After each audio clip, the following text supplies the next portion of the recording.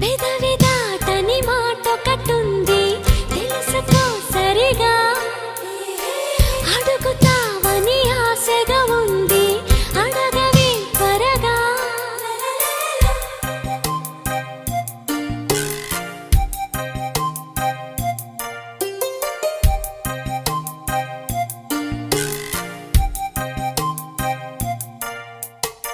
అడగరా ఇది ఏమిటి ఉంది తెలుపవా సరిగా మనసు చాటున ఎందుకు ఉంది తెరలు